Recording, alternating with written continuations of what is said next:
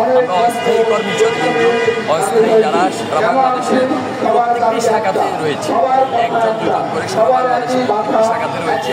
আমরা অস্থায়ী কর্মচারীদের যে উদ্দেশ্য করে আমরা সবাই একত্রিত হয়েছি আমাদের প্রধান কার্যালয়ে আমাদের আশা আকাঙ্ক্ষার দুঃখের দুর্দশার কথা শোনার জন্য আমরা অতিথিও জানিয়েছি।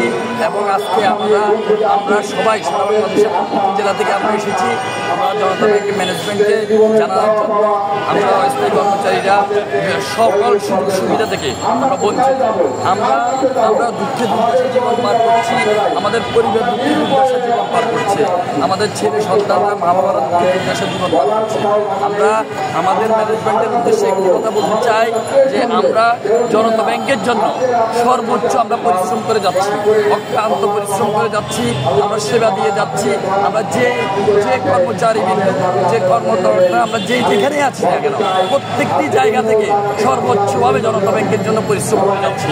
এই জনতা ব্যাংক আজকে একটি বড় সাফল্যমণ্ডিত একটি অবস্থানে তৈরি হয়েছে আমাদের অক্লান্ত পরিশ্রমের কারণে। কিন্তু আমরা সঠিক মূল্যায়ন পাচ্ছি না, এই কারণেই আমরা সঠিক স্থায়ীকরণ হতে পারছি না। আমাদের 2014 সালে স্থায়ীকরণ হয়েছে, এরপর থেকে 2025 সাল হয়ে গেছে, এখন পর্যন্ত স্থায়ীকরণ হয় নাই।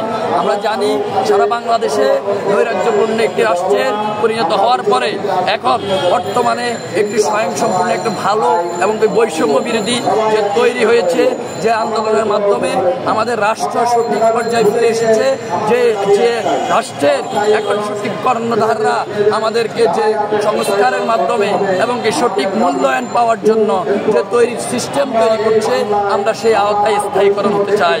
আমরা চাই আমরা যে দুঃখের দুর্দশা দিন পার করছি, সেই দুঃখের দুর্দশা দিন আমরা পার করতে চাচ্ছি না। আমরা চাচ্ছি আমাদের সঠিক যোগ্যতা আছে, আমাদের সঠিক পরিশ্রম আছে, সঠিক অক্লান্ত পরিশ্রম আছে এই জনতা ব্যাংকের জন্য। আমাদের এমনও ভাইরা আছে আজকে এখানে 5 বছর, 7 বছর, 10 বছর, 15 বছর, 20 বছর, 25 বছরে এমনও ভাইরা আছে আজকে জনতা ব্যাংকের শ্রম দিয়ে গিয়েছে, কিন্তু কোনো রকম আমরা সুযোগ সুবিধা পাচ্ছি না, স্থায়ীকরণ হতে পারছি না। কেন? আমরা এই দেশেরই নাগরিক, এই দেশেরই লোক, আমরা এই জনতা ব্যাংকের জন্য পরিশ্রম করে যাচ্ছি। তাই আমরা অস্থায়ী লোকরা যারা আছি, আমরা সারা বাংলাদেশের 64 জেলা থেকে আমরা সবাই একত্রিত হয়েছি। আমাদের একটি দাবি, প্রাণের দাবি, আমাদের স্থায়ীকরণ করতে হবে। আমাদের একটি দাবি, আমাদের প্রাণের স্পন্দনের দাবি, আমাদের স্থায়ীকরণ করতে হবে। আমরা আমাদের ম্যানেজমেন্টের দৃষ্টি আকর্ষণ করছি, চেয়ারম্যানের দৃষ্টি আকর্ষণ করছি, এমডি মহোদয়ের দৃষ্টি আকর্ষণ করছি, ডিরেক্টরের দৃষ্টি আকর্ষণ করছি, সকল কর্মকর্তাদের দৃষ্টি আকর্ষণ করছি। আমরা চাই আমাদের একটি দাবি, সকল কর্মচারীবৃন্দর দাবি যে আমাদের স্থায়ীকরণ করতে হবে। ইনশাল্লাহ আমরা আশাবাদী, আমাদের ম্যানেজমেন্ট আমাদেরকে বলেছে ইনশাল্লাহ আমাদেরকে আশানুরূপ আমাদেরকে স্থায়ীকরণ করার প্রক্রিয়া তৈরি করছে। ইনশাল্লাহ আমাদের আদায় না হওয়া পর্যন্ত আমরা জনতা ব্যাংকের প্রধান কার্যালয় থেকে আমরা যাচ্ছি না। ইনশাল্লাহ আমরা এখানে অনশন কর্মসূচি। আপনারা কতজন টোটাল? আমরা এখানে আমরা সারা বাংলাদেশে 2000-এর অধিক ইনশাল্লাহ আমরা আছি। আমরা দীর্ঘ 20 বছর বলেছি, 25 বছর বলেছি, 15 বছর বলেছি, 10 বছর বলেছি। এভাবে আমরা জনতা ব্যাংকে শ্রমগাম দিয়ে পরিশ্রম করে আমরা সেই সকাল 8টা থেকে রাত 8টা পর্যন্ত, 7টা পর্যন্ত আমরা পরিশ্রম করে যাচ্ছি।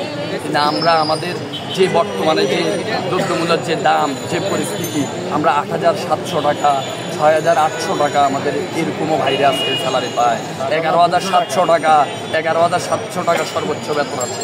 তা আমরা এই টাকা দিয়ে কিভাবে সংসার চালাবো, কিভাবে পরিচালনা নিয়ে থাকবো, পরিবার ছেলে সন্তানকে নিয়ে থাকবো? আমরা আর কোনো রকমে আমরা কিছু রাখতে পারছি না। আমাদের হয় স্থায়ীকরণ করতে হবে, আর না হলে আমাদেরকে মৃত্যুবরণ ছাড়া আমাদের কোনো ব্যবস্থা নাই।